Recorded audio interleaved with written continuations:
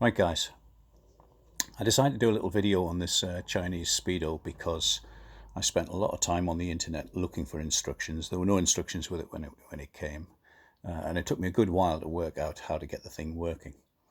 So the first thing you need to know is that there needs to be 12 volts on the red wire all the time in order to keep the clock set.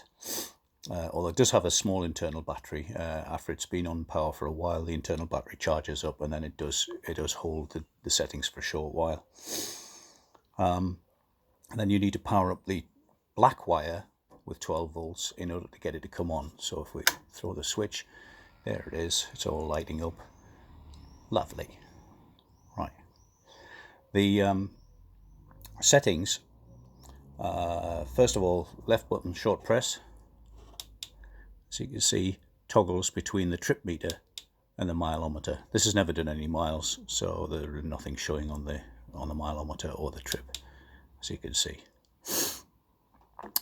Short toggle on the right button changes between the fuel gauge, which you can see the tank's nearly full, and the temperature gauge. Now the temperature gauge flashes like that until it gets a setting, until it gets a signal from the temperature sensor. Once the engine starts to warm up, it turns into a bar graph like the fuel graph, and then everything's okay.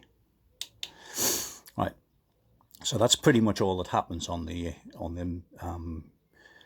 gauge itself. To go into the settings to set the thing up, you press a long press on the left hand button.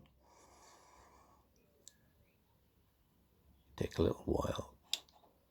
Nope. Okay. Right. In miles, a long press on the left hand button takes us into the settings. Yeah, my fault. Right, so the 1900 is the diameter, sorry, the circumference of the front wheel in millimeters, and that needs to be measured accurately because that affects how the Speedo reads. So you can see the one, you only get a choice of 1 or 2 with that, and then you can scroll along with short presses on the left button like that till you get to the end. Another press takes you to the next screen. Never worked out what the 1 and 5 does. I think it's number of sensors for the Speedo pickup, but you only get 1 with this, so I'll leave it set at 1. If anybody knows what it does, then I'm sure they'll update me. Next one will be toggles between kilometers and miles an hour. The next one is between 2 and 4 cylinders. This is a 4-cylinder bike, but Honda use a redundant spark scheme, which means it fires on the exhaust stroke as well as the power stroke. If you set it to 4 cylinders, you get the Speedo reading double what it should. So I leave this one set to 2.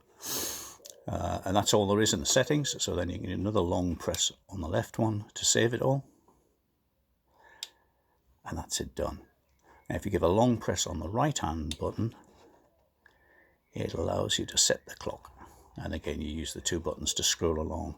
And then saving is the same. Press a long press on the left hand button. And there you have it. I'll just start this up very quickly to let you see the rev counter working, and then that'll be it.